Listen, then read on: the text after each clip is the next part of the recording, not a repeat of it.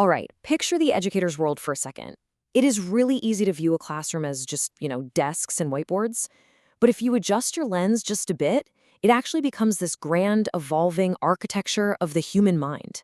Every single lesson is a blueprint, and every interaction is a structural beam. So let's dive right into this visual overview of the philosophy of science and education. I want you to let these words settle for just a moment. A professional educator does not apply theory mechanically, but actively reflects on their experience. That's from Donald Schoen. You see, true teaching completely transcends mere instruction. It's actually a profound, highly reflective science. We aren't just out there delivering data. We're observing, we're adapting, and we're growing in real time. So to really understand how we build this architecture, we have to look at the bedrock. Section 1. Applied praxis, or education as science. Praxis is absolutely crucial. Think of it as a massive, sturdy bridge. On one side of the bridge, you've got pure theories, right? Things like Piaget's constructivism.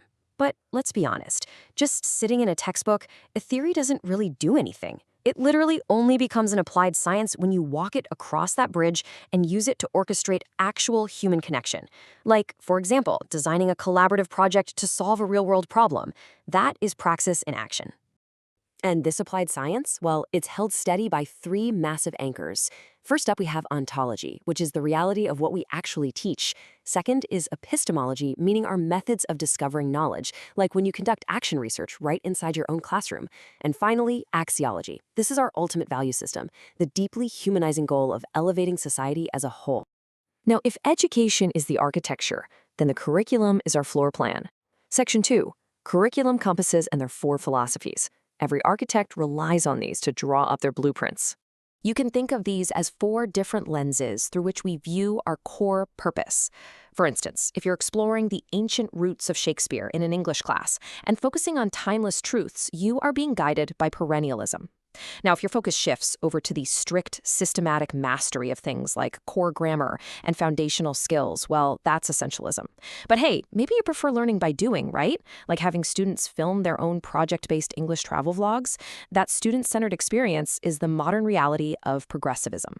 Or finally, you might use language as a tool for justice, having students write essays focused on climate change or social equality. And that is the bold, world-changing path of rekonstruksionism. But a compass really is useless without a skilled navigator to hold it. Section 3, the reflective mirror, focusing on practitioner reflection. Let's take a look at the builder standing before their own practice. Donald Schoen gave us this brilliantly balanced framework for this mirror. On the left side, we have reflection in action. Imagine you're mid-sentence, your students seem totally confused, and bam, in a split-second instinctual pivot, you change your entire approach. You are quite literally thinking on your feet. Then over on the right, you have reflection on action.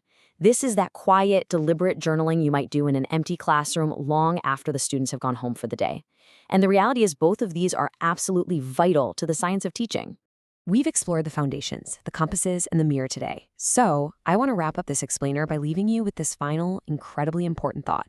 As you step back into your own world, fully equipped as an applied scientist and a reflective practitioner, which philosophical foundation will you rely on to reconstruct your classroom in the digital era? The blueprint is entirely in your hands.